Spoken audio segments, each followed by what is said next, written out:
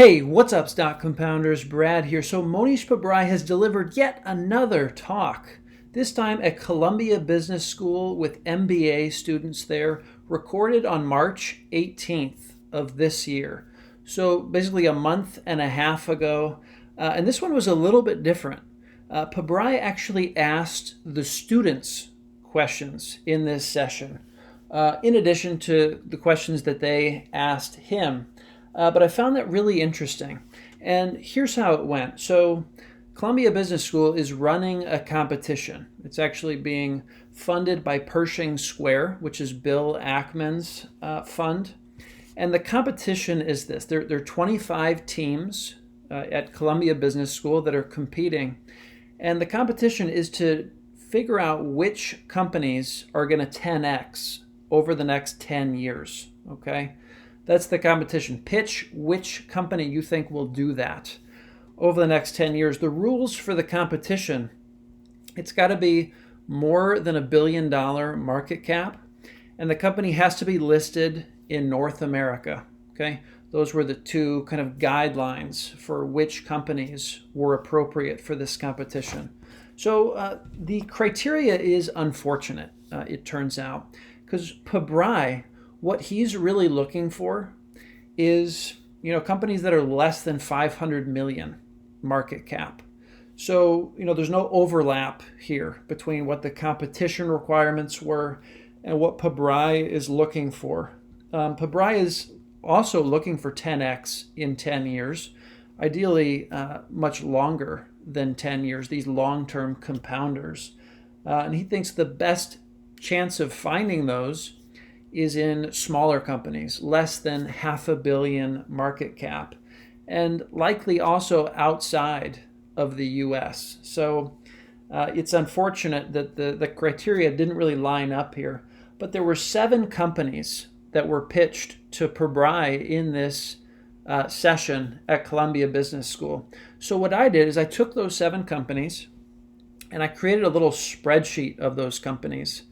Ran them through the filters that you guys are used to seeing from me to see, how well they did based on these filters. So there's also one extra in here that wasn't pitched. And the reason for that is because I looked up who the winners of the competition were. The winners were announced in this month, about 2 weeks ago. The winners of this competition were announced. The one that came in second place was Angie Inc. Okay, this the parent company of Angie's List. So that came in second place. The winner was actually not pitched to Pabrai in this talk. That was Dolby Labs. Okay, Dolby Laboratories.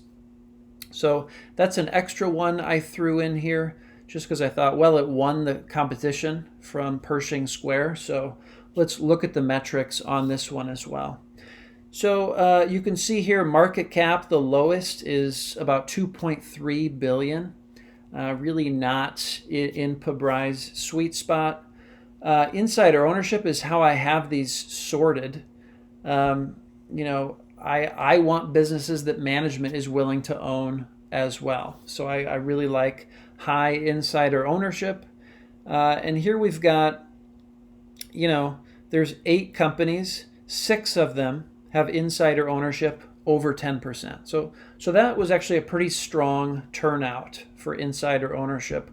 Now this guru column, I've changed a little bit from some of my previous videos.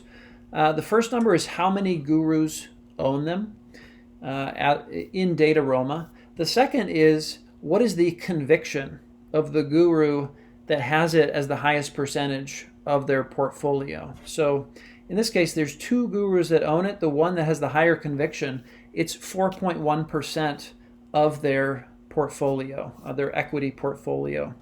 So that's how I did this column. VIC, Value Investors Club, is there a write-up?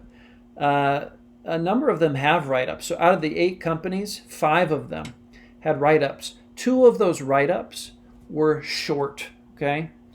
These investors thought it was good to bet against these companies in November and in June of last year. So that's interesting. So if it was short, I didn't give it a point. So you see, none of these had all 3 points. None of them were over 10% insider ownership, had at least one guru invested, and had a VIC write-up within the last 2 years that was a long write-up. A couple metrics here: acquirers multiple. The cheapest was Ali, which is funny, right? Ali Bargain Outlet. Of course, that would be the cheap one. 22 isn't honestly all that cheap. It just happens to be the cheapest one on this list. The ones that have a dash, they didn't have earnings in the last 12 months. Okay, they had negative earnings. So the acquirer's multiple doesn't make sense for a company like that. We've got revenue growth. A lot of these ones with the dashes as well, they're just very new companies. Either they're new and they don't have much of a revenue track record, or they have negative revenue growth. And then what would have happened if you had bought the company 10 years ago? What would have been your compounded annual growth rate with that particular investment? So 7% for Dolby Labs. I wouldn't have been all too happy with that over the last decade. A few of these were very strong performers. Ollie's Bargain Outlet Holdings, 31% over 6 years. Okay, I only had 6 years of data. I think they probably went public 6 years ago, which is the reason for that. But 31 compounded annual growth rate, very impressive. 27% for Copart. Now, Copart, if you look over the last couple decades, it has been a fantastic business. More than 100 bagger, I think, over the last 20 or 30 years. So Copart has done very well for owners over the long term. 27% compounded annual growth rate. That's essentially a 10 bagger in 10 years, okay, which is really what this competition is all about. So if they can perform as well over the next 10 years as they have in the previous 10 years, you've got your 10 bagger with Copart. Of course, it's the largest company on the list in terms of market cap. So, at what point does it start to run into issues with scaling, right? That's a big question for that one. And then the last one here, Boyd Group Services. Again, the fastest grower over the last 10 years in terms of return to shareholders, 36%. That's a double every 2 years. That is phenomenal growth. So, and you can see 23% revenue growth, very solid. Pretty frothy on the acquirers multiple, even I would say considering the revenue growth. But the devil is in the details with these companies. This is just kind of a high level, at first glance, what do my filters show for these 8 companies? So, that's that one. It was, again, unfortunate that none of these were allowed to be under $1 billion or outside of North America. It would have been very interesting to see those kinds of companies pitched to Pabrai. In the back of my mind, I was thinking, I wonder if someone is going to pitch a company that he owns, right? One of these students cloned one of his ideas, like Şenekin, like Racist out of Turkey. That would have been pretty funny, in my opinion, but that didn't happen. So that's kind of the section where students were pitching Pabrai ideas. There are some insights in there. It's a useful section to watch. There's a number of companies that Pabrai goes a little bit into, like Copart, like Ollie's. He gives some insights on those guys. So that's that part. And then I want to share my highlights from, the questions that people were asking Mohnish Pabrai. So, he kind of gave a background about how he got started in investing, and he's really talking about Warren Buffett here and how Warren Buffett laid out the laws of investing. Okay, these are like the laws of physics that Newton and others came up with. You can't really do well and violate these laws, and yet, as Pabrai looked at mutual funds, he was looking at other investors back when he was starting, And people everywhere were violating these basic laws of investing that Warren Buffett had figured out. So, what are some of these laws? Buffett had a concentrated portfolio, right? High conviction ideas got high conviction bets. Of course, mutual funds are heavily diversified, right? That's really seems to be the name of the game. Diversify, diversify. And it's a great way to get mediocre returns, which, is kind of the game that mutual funds are playing. They don't want to be, they don't want to have a huge down quarter or down year because they get a bunch of flow of money out of these funds, and it's just not a way to run a business. But it makes you question, should that business even exist in the first place if that's the case? Another rule: Buffett buys and holds, right? Treats his stocks as if he's the business owner of that company, whereas in these mutual funds he was looking at, they're turning over half the portfolio every year. It's a short-term game for the mutual funds. And Pabrai saw that the mutual fund results reflected that they were not following these laws of investing.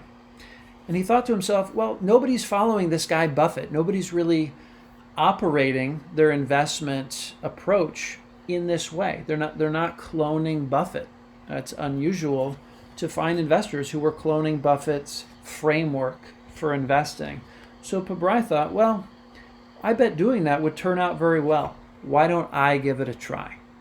So, in 95, Pabrai started investing for himself. He basically had 10 bets at a 10% conviction. There was some smaller bets as well in India, but he turned $1 million into $13 or $14 million in 5 years, and he was off to the races at that point. And of course, Buffett says, I'm a better investor because I'm a businessman, and I'm a better businessman because I'm an investor. And Pabrai, he had run his own business. He had started an IT services consulting business, and he thought he could understand a number of businesses fairly well, could break them down. And so he thought, well, I'm a businessman, so maybe I can do something in the investing space. And that turned out to be very true. And then, of course, after reading Nick Sleep's letters last year in 2020, he realized that the Holy Grail is not buying a dollar for 50 cents, but finding long-term compounders, treating investing like the founder of one of these companies treats the business. Long-term buy and hold. Don't sweat the valuation, okay? So much of value investing, the emphasis, is so much on how do we value the business? Do a discounted cash flow, right? What is the business worth today based on what I think it's going to do for the next 10 years? And I want to buy with a big margin of safety. I want to sell when it gets to fair value. Pabrai's recent shift, it's much less emphasis on that. Find the couple things that really matter for the business over the next decade, 2 decades, 3 decades, and understand those really well. And you really don't need to do a DCF to the fifth decimal place. That's not really where the rubber meets the road. And if things get overvalued, that's okay. If it's a great business, if it keeps getting better, let it ride. That's really Pabrai's framework at the moment. He's asked about risk-taking and entrepreneurship. Someone asked him, when he started his business, he used $70,000 from Visa and MasterCard, kind of doing the, cash balance transfers on credit cards with Visa and MasterCard. And then the other $30,000 was from his 401k. And he was asked, well, isn't that risky? And his answer to that is true entrepreneurs are the opposite of risk takers. You've got to know what is the downside and can I live with the downside? And in Pabrai's case, the downside was, he was single.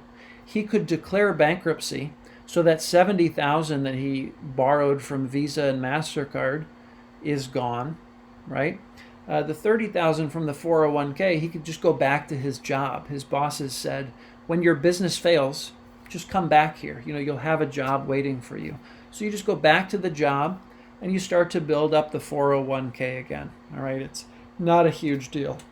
So he realized his downside was very limited starting that business. And that's how he looks at investments as well. He wants to see, all right, how well is the downside protected? What is the worst case scenario here? How much can I lose if things go south? And what are the probabilities that things go south? Very important considerations.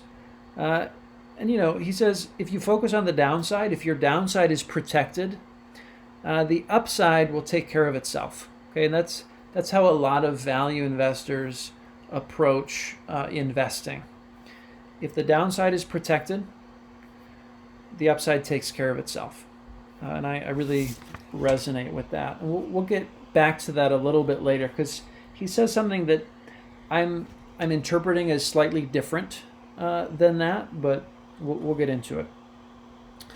So that's the kind of his talk before he starts asking the students for pitches. Now we're getting into the Q&A section. He's asked about Uber cannibals in the medium or long term. What's the prospects of those kinds of businesses, companies that are buying back their own stock, almost as a way of doing business, right? Over time, they're committed to retiring shares of stock. Cannibals is a term cloned by Charlie Munger as it relates to buybacks. Here's the key with Uber cannibals. If a business has lots of stability in operations, okay, there's a high probability of continued prosperity and cash flows, and it's not ridiculously priced, buybacks can be a very good use of capital. So it can really make sense to have a long-term kind of buyback focus in terms of how to deploy those earnings in the business, if those things are true. You look at NVR, okay, which is a home builder in the U.S., and AutoZone are solid examples of companies that really had a focus on buybacks, and it really did well for long-term shareholders with those two companies. He says, so the Uber cannibals are included in the free lunch portfolio, which is a strategy that Pabrai kind of puts out on his blog each year, where you're buying a basket of stocks and then you sell after 1 year and buy some new entries. And the Uber cannibals section of that, it's really not a good idea to rebalance the Uber cannibals. The ideal with the Uber cannibals is to find the future NVRs, okay, and just hold those. That's where the benefit of the long-term buybacks really starts to compound, as if you maintain that ownership in the business. So that's what he's working towards in the Uber cannibals section of the free lunch portfolio. He was asked about Ollie's bargain, Ollie's bargain market. He mentioned that it's like a funeral services business. Okay, and one of the students was confused about that. And I've actually been confused about that in the past. I believe he's referred to Seritage Growth Properties as a funeral services type of business. So what is a funeral services business? What is he talking about for that model of businesses? It's the burial ground for surplus goods in the case of Ollie's, right? They're buying a surplus inventory from stores at bargain basement prices, and it can be a good business. Retail is really tough, but within retail, you've got all these bargain businesses like eBay. eBay is included in this, TJ Maxx, Ollie's, Big Lots. There's some pretty solid businesses within retail that really kind of bottom feed in a way, right? They get surplus inventory from other stores that are at bargain basement prices and can do quite well at that. So the funeral services business in general, they're great for a few reasons. Smart college grads do not aspire to get into that business. Okay, and he's mentioned this before. Nobody at Columbia, nobody at some of these leading business schools dream of disrupting the funeral services industry. Okay, it's just not something, not a place that people are passionate to get into. Folks don't shop around or negotiate when they have a loved one that passes away. You're not calling 10 different funeral homes, right? Trying to get the best price, or saying, yeah, I'll get flowers, but how much do they cost? Can I get them on my own and bring them in? There's none of the haggling happening with funeral service businesses. And there's a predictable recurring revenue stream, right? Pabrai says, we don't know who's going to die in Peoria, Illinois this year, but we have a pretty good estimate of how many people are going to die in Peoria, Illinois this year. So there's always more customers coming in. So when he talks about businesses like funeral services businesses, that's kind of the framework that he's seeing that business through. He talks quite a bit about his lunch with Warren Buffett and Guy Spear and what that's led to. I highly recommend that part of the talk. I could listen to him talk about that all day, and how he was having lunch with Buffett, and his wife, Mohnish Pabrai's wife, said to Buffett, I really like you, Warren. I really appreciate you, but the true object of my affection is Charlie Munger. Okay, and Buffett said, you've got this all wrong, and I'm going to prove it to you. I am going to set you guys up to have lunch with Charlie Munger, and you're going to see how dull he is, how I'm where it's at, Mr. Buffett. I am, where the party is. And so, it was a 2-for-1, right? Pabrai bids on this lunch with Warren Buffett, and then he gets set up with a lunch with Charlie Munger. And you can see behind him, this is actually a bust of Charlie Munger that Pabrai had made, because Charlie has just been, such a source of wisdom and inspiration for Mohnish Pabrai over the years. It's his role model. So he's asked, how do you view margin of safety? So I thought this was one of it was the most interesting section of the Q&A. How do you view margin of safety? Well, Ben Graham, he talks about Ben Graham relied on hard asset downside protection. Okay, what is the value of the hard assets for the business? And can I buy the business at less than what those hard assets are worth? That's really what Benjamin Graham was focused on. Because you got to realize Benjamin Graham has just been through the Great Depression. He had seen widespread decimation of wealth.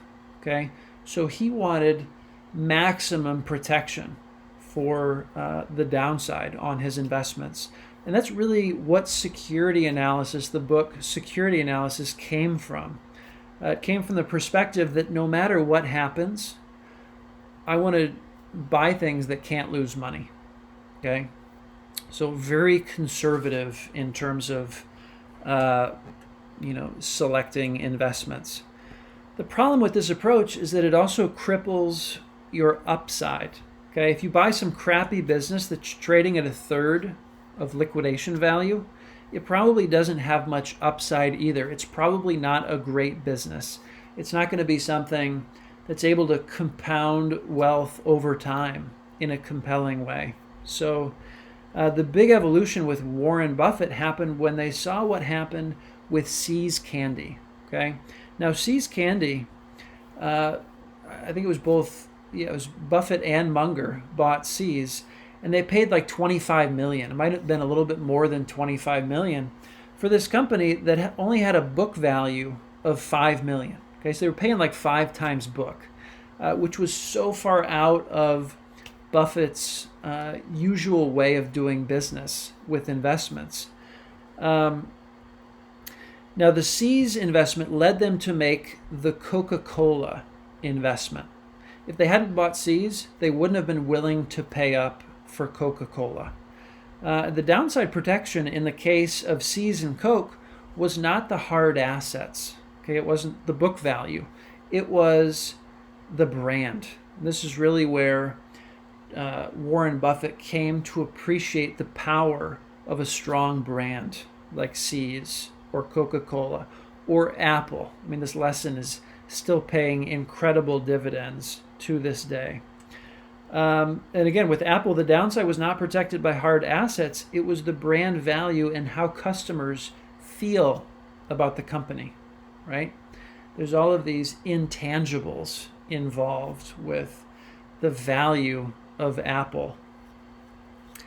Munger pointed out that Ben Graham always focused on nets and downside protection, but he made all his money on Geico, okay, which was not one of these typical nets for Benjamin Graham. He made money on Geico not because he bought cheap. He made money on it because it was a great business.